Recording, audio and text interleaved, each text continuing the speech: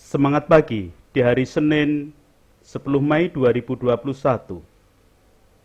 Kita kembali bersekutu dalam persekutuan doa anggota keluarga Allah, memulai dengan menenangkan hati, menenangkan pikir dalam saat teduh sejenak.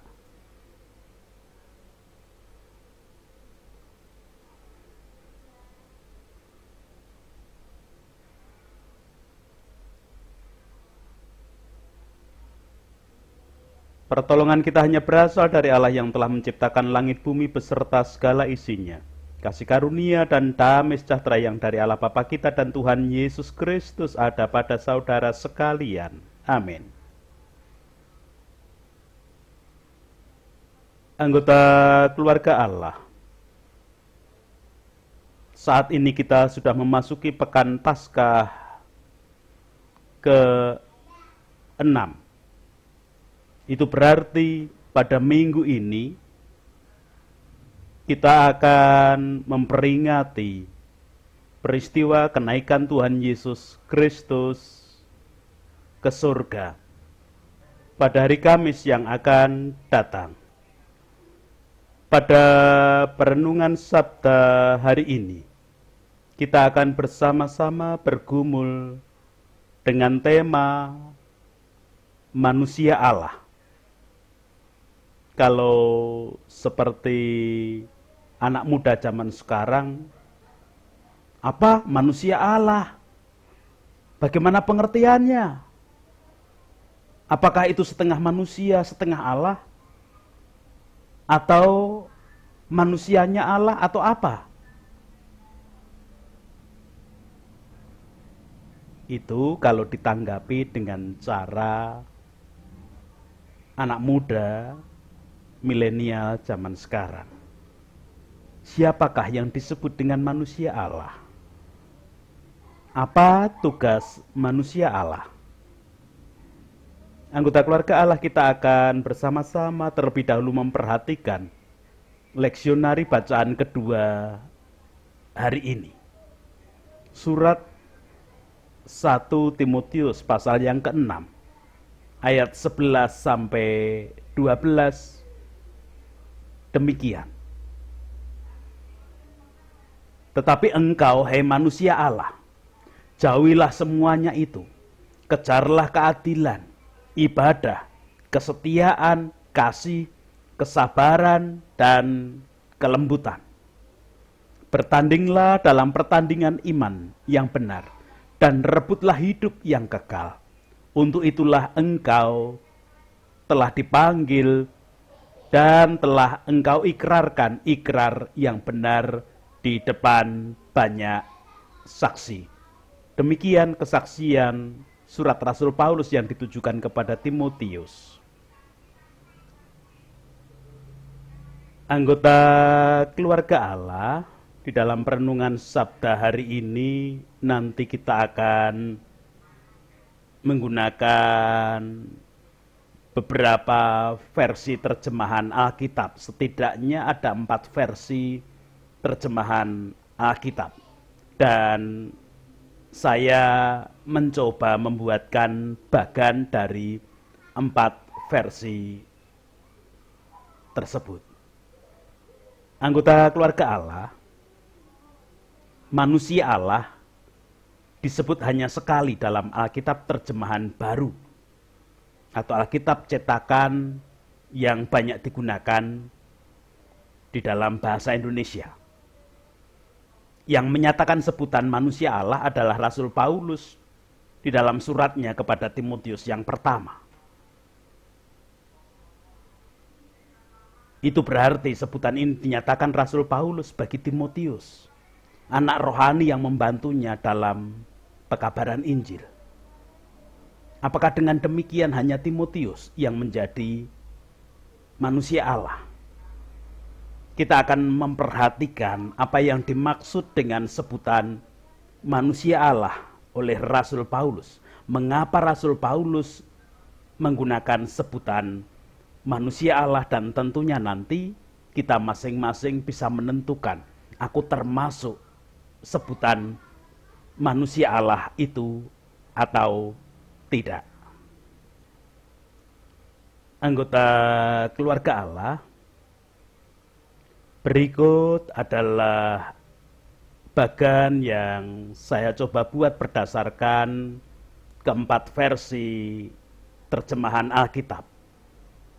Versi terjemahan baru atau Alkitab yang biasanya versi cetak digunakan oleh banyak orang di Indonesia, versi bahasa Indonesia masa kini, versi firman Allah yang hidup, dan versi terjemahan sederhana Indonesia edisi 2.5. Kalau kita hanya mencari arti tentang apa yang dimaksud dengan manusia Allah, dengan bantuan keempat versi terjemahan Alkitab, kita sudah memperolehnya.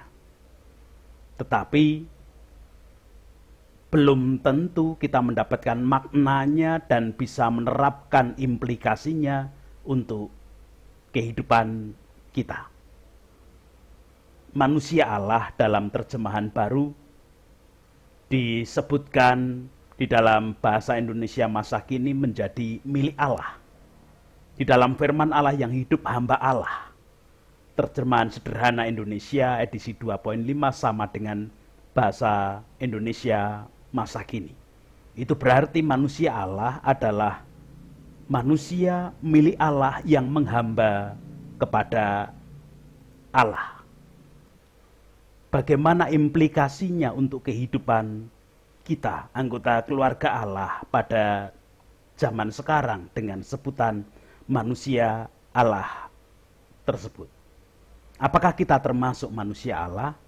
Kalau manusia Allah diterjemahkan sebagai milik Allah yang kemudian menghamba kepada Allah, tergantung dari diri kita masing-masing. Kita milik Allah pasti, tetapi apakah kita menghamba pada Allah?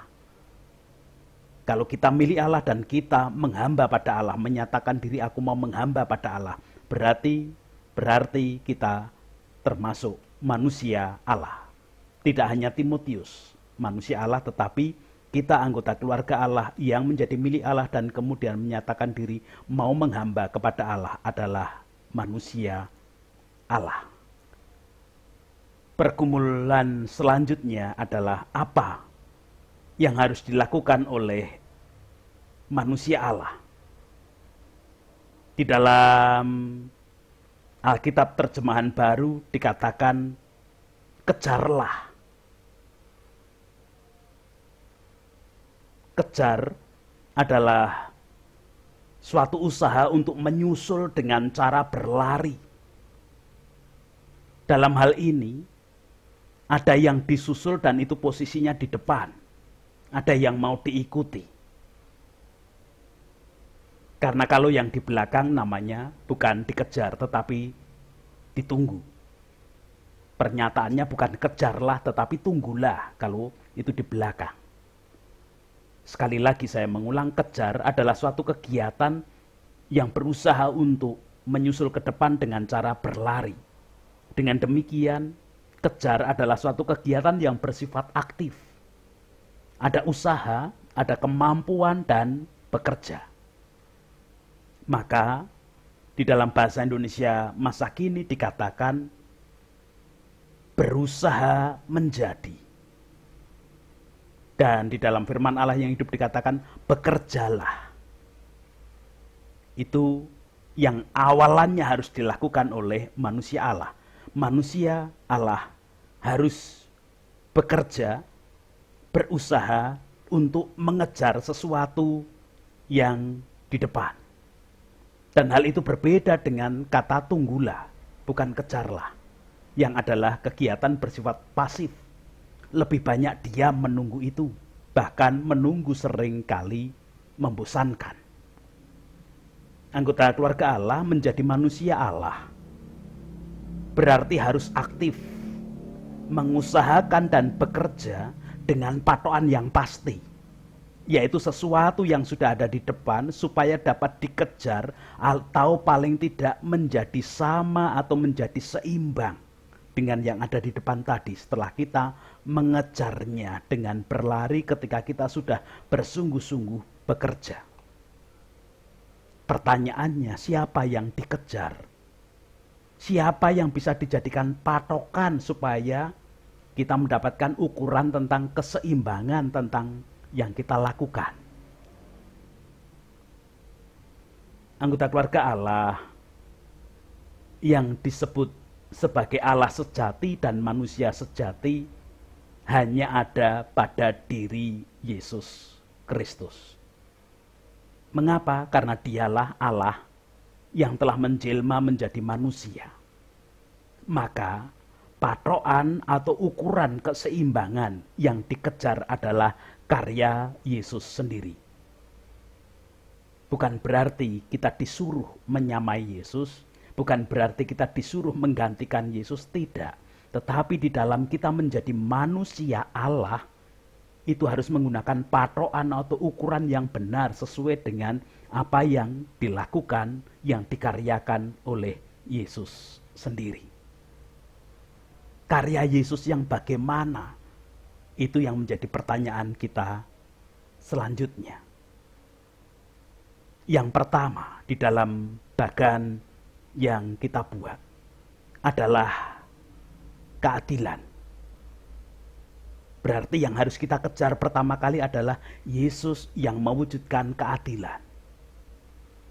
Bagaimana keadilan yang diwujudkan Yesus? Di dalam Alkitab terjemahan baru dikatakan keadilan, bahasa Indonesia masa kini dikatakan benar di mata Allah, firman Allah yang hidup mengatakan benar dan baik, terjemahan sederhana Indonesia edisi 2.5, benar dan sesuai dengan kehendak Allah. Itu berarti keadilan yang dilakukan Yesus adalah keadilan yang benar di mata Allah karena sesuai dengan kehendak Allah. Dan karena itu benar di mata Allah, sesuai kehendak Allah, tentu itu baik dan benar juga di mata manusia. Adil di mata Allah adalah sesuatu yang tidak berat sebelah. Adil bagi Allah tidak bisa disuap. Adil bagi Allah tidak ada kong kali kon seperti pengadilan atau penghakiman di dunia. Mutlak segalanya adalah keputusan Allah sendiri. Keadilan Allah itu demikian. Yang salah dihukum, yang benar diselamatkan. Titik.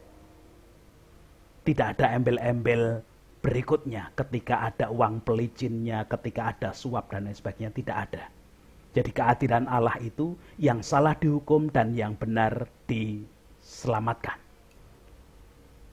Berikutnya yang kedua, ibadah dan kesetiaan. Yang harus dikejar setelah keadilan tadi adalah ibadah dan kesetiaan.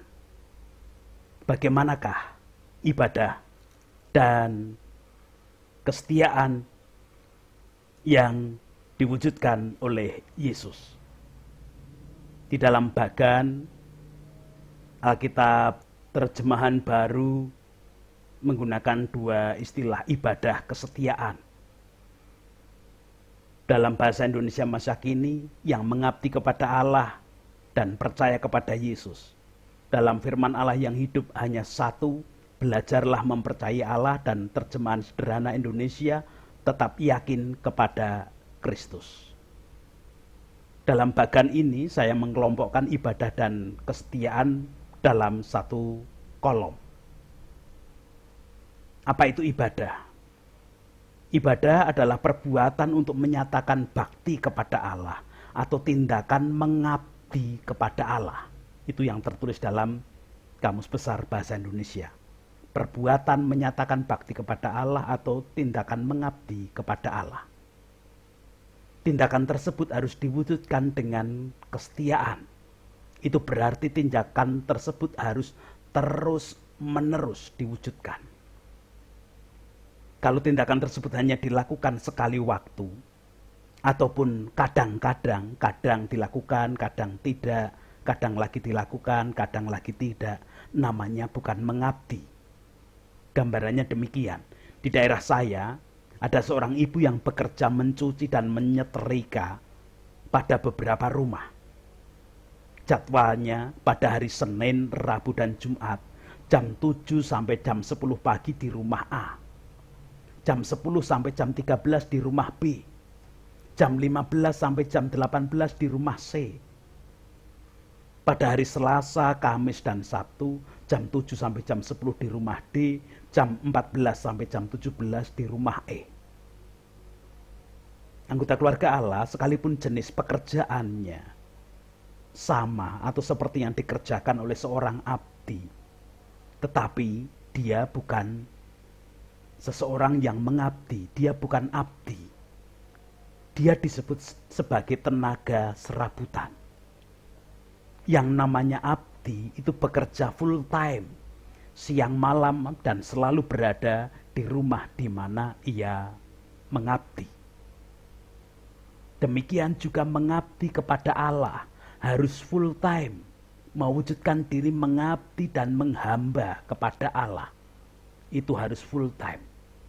Tidak boleh hari ini ketika ingat dilakukan, besok tidak, atau saat ini ingat dilakukan, nanti setelah persekutuan doa tidak lagi. Tidak, harus full time mengabdinya. Kalau itu yang harus dilakukan, siapa yang harus diteladan? Dalam terjemahan bahasa Indonesia masa kini menyebutkan percaya kepada Kristus. Berarti ibadah kepada Allah yang harus dilakukan dengan setia hanya bisa dilakukan ketika meneladan kepada Kristus. Kesetiaan Kristus yang bagaimana? Yang bisa diteladani, yaitu kesetiaan Kristus ketika merendahkan diri bagai seorang hamba, bagai seorang abdi, bahkan sampai rela menyerahkan nyawa karena setia pada tugas yang diberikan Bapa untuk menyelamatkan manusia dari dosa. Setia pada tugas, setia mengabdi kepada Bapa. Itulah ibadah yang harus dilakukan oleh manusia Allah. Ibadah dengan setia. Berikutnya yang ketiga adalah kasih. Di dalam Alkitab terjemahan baru disebutkan kasih. Dalam bahasa Indonesia masa kini disebutkan mengasihi sesama. Firman Allah yang hidup mengasihi orang lain. Terjemahan sederhana Indonesia berbuat kasih kepada semua orang. Mari kita balik belajar kepada Kristus. Bagaimana cara Kristus mewujudkan kesetiaan kepada Bapa, yaitu dengan cara mengasihi manusia, dengan cara menggantikan hukuman yang mestinya ditanggung oleh manusia. Ingat tentang keadilan Allah seperti yang disebutkan di depan tadi, yaitu yang salah dihukum dan yang benar diselamatkan. Di mana semua manusia bersalah. Semua manusia berdosa. Kalau demikian pasti dihukum dong. Pada realitanya tidak ada manusia yang tidak bersalah. Tidak ada manusia yang tidak berdosa. Bagaimana bisa selamat kalau itu yang terjadi? Maka Allah dengan kasih-Nya menjelma menjadi manusia Yesus. Mewujudkan kasih guna menyelamatkan manusia. Maka panggilan bagi manusia Allah adalah berbuat kasih kepada semua orang. Seperti yang ada dalam terjemahan sederhana edisi 2.5. Yang berikutnya yang bisa diteladan dari Yesus adalah kesabaran. Di dalam Alkitab bahasa Indonesia masa kini disebutkan tabah dalam penderitaan. Firman Allah yang hidup menyebutkan bersikap sabar, dan dalam terjemahan sederhana Indonesia edisi 2.5 bertahan dalam penderitaan. Teladan Kristus di dalam kesabaran adalah sabar di dalam mengasihi manusia, di dalam proses menyelamatkan manusia. Maka itu ia jalani dengan tabah, bahkan bertahan dalam penderitaan. Kita ingat ketika proses Yesus akan disalibkan, ia dicambuk, ia diejek, ia dihina. Dan itu tetap dijalani dengan tabah, dengan bertahan di dalam penderitaan. Dalam hal ini manusia Allah, di dalam menjalani kehidupan membutuhkan sikap sabar, tabah dan tahan dalam penderitaan. Karena kehidupan di dunia memang tidak mudah. Dan banyak penderitaan. Bahkan penderitaan karena beribadah kepada Allah dengan setia pun pasti muncul di dalam kehidupan. Yang terakhir, yang kelima yang bisa diwujudkan oleh manusia Allah di dalam meneladan Yesus Kristus, yaitu kelembutan.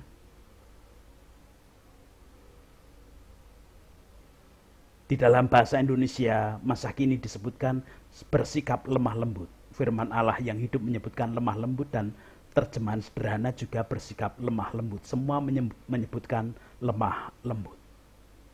Ini adalah sikap yang manusiawi yang dibutuhkan di dalam hidup bersama dengan manusia lain, di dalam berhubungan dengan manusia lain. Kita hidup tidak bisa sendiri. Kita makhluk sosial, kita perlu berhubungan dengan yang lain.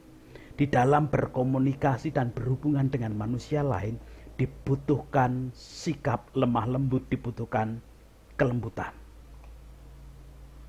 Dalam hal ini kita perlu mengingat saat Kristus dicambuk, dicemooh, sampai disalibkan, bahkan diejek oleh penjahat yang juga disalibkan bersama dengannya. Kata lemah lembut di dalam Kamus Besar Bahasa Indonesia dikatakan baik hati. Tidak mudah menanggapi sesuatu dengan marah. Kita ingat ketika Yesus diejek oleh penjahat yang disalibkan bersama-sama dengan dia. Ia tidak menanggapinya dengan marah. Mengapa? Karena perbuatan seperti si penjahat itu sudah menemukan sendiri hasil perbuatannya. Itu berbeda dengan penjahat yang berkata kepada Yesus, "Ingatlah akan aku, ya Yesus." Yang justru ditanggapi oleh Yesus dengan kalimat, "Saat ini juga engkau bersama-sama dengan aku dalam kerajaan surga." Ini bukan berarti Yesus tidak pernah marah, atau bukan berarti manusia Allah tidak boleh marah. Anggota keluarga Allah, Yesus pernah marah ketika bait Allah atau rumah Allah disalahgunakan. Bait Allah digunakan untuk menyembah mestinya. Bait Allah sesuatu yang digunakan untuk berbakti, mengabdi kepada Allah. Bukan untuk berdagang, bukan untuk mencari untung atau rugi. Demikian juga hidup manusia. Sebagai manusia Allah yang harus mengabdi kepada Allah, beribadah, berbakti kepada Allah, harusnya kehidupannya selalu digunakan untuk mengabdi kepada Allah di dalam kelemah lembutan dengan tulus, bukan mencari keuntungan dengan topeng berbakti. Kalaupun kemudian menghadapi sesama manusia yang berkomentar negatif, sesama manusia yang melakukan hal-hal yang tidak berkenan di hati, kita tidak perlu menanggapi dengan marah, karena orang yang seperti itu sama seperti penjahat yang sudah menemui hasil perbuatannya sendiri. Tuhan memberkati kepada setiap anggota keluarga Allah. Amin. Kita berdoa bersama. Puji dan syukur terima kasih hanya untuk Allah yang bersabda hari ini. Sebagai anggota keluarga Allah, kami boleh belajar dan hendak mewujudkan karena penyertaan Allah sendiri di dalam kami menjadi manusia Allah. Apapun aktivitas kami haturkan hari ini. Sebagai anggota keluarga Allah yang mengalami kelemahan ragawi pun kami tetap bersandar penuh hanya kepada Allah. Tetap berdoa untuk para pemimpin, wakil rakyat, tokoh masyarakat, tokoh agama, dan semua komponen bangsa dan negara ini. Proses kehidupan yang tidak menentu boleh kami jalani ketika kami menjadi manusia Allah sejati. Itu doa kami, ampuni dosa dan kesalahan kami, dalam Kristus kami berdoa. Amin. Mari bersama melanjutkan kehidupan dengan menjadi manusia Allah dan membawa berkat-Nya. Kasih karunia dan damai sejahtera yang dari Allah Bapa kita dan Tuhan Yesus Kristus di dalam persekutuan dengan Roh-Nya yang kudus tercurah melingkupi dan menguasai kehidupan setiap anggota keluarga Allah yang mewujudkan hidup sebagai manusia Allah. Amin.